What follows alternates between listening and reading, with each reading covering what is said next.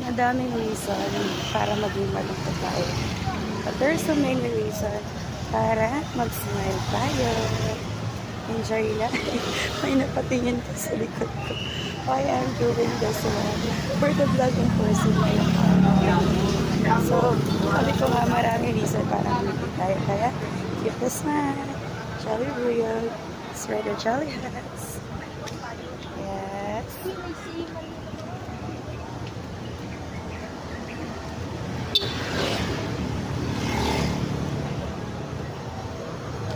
O, diba? Kapag nakangiti kasi tayo, hindi lang tayo, pero we can spread it to somebody. So, this kahit paus ako, and I will keep on smiling.